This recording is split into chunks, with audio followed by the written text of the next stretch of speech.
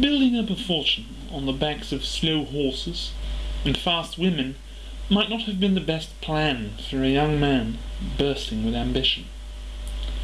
But creditors knocking at my door more and more frequently, I found myself in quite an uneasy position. Hello, ma'am. Not in the least, after Billy the Snapper Stows finally resolved to get his money back.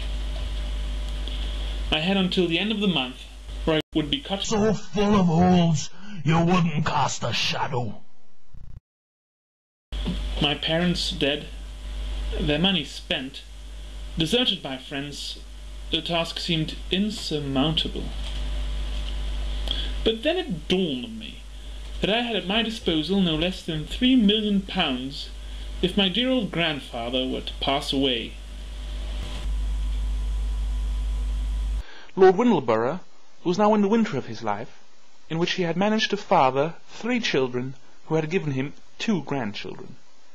Being the youngest, the only path open to me would necessarily involve a lot of, well, farewells and goodbyes. I had no choice but to set my scruples aside and get cracking. Cousin Gregory was a drunken lout who had squandered his fortune on cards and loose women.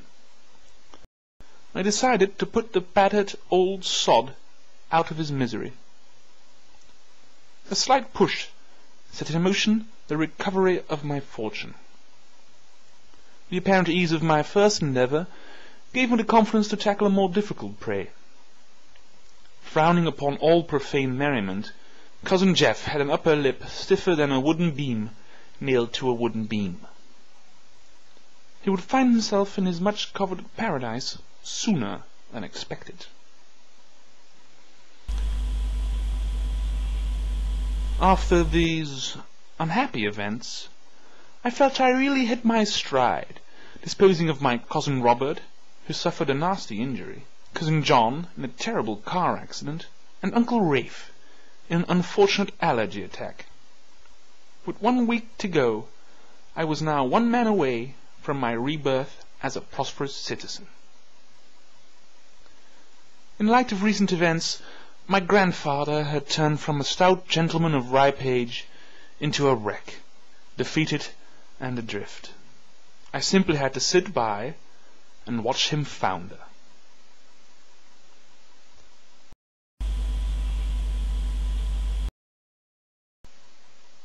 Alas, the old man's clock kept ticking, and before I knew it, the first of the month was just a day away. He was hanging on by the fingernails, but I reckoned a good scare was all he needed. The following evening, I decided to enter his room when a brutish voice behind me called out, Time's up, Jackie boy. If I can't have your money, I'll be taking your life. There was no reason with the beast, and rolling and boxing, we crashed into Grandpapa's chamber. Struggling with Billy, I noticed how the old man gasped for air, before falling flat on his face, as dead as a Christmas turkey. Seizing the moment, I turned Billy into an even bigger numbskull than before. With Billy out and my grandfather dead, I finally had money to burn. I looked forward to the endless soirees with dancing, girls, drinks, and girls dancing and drinking. Or not. Billy's knife had pierced both of my lungs.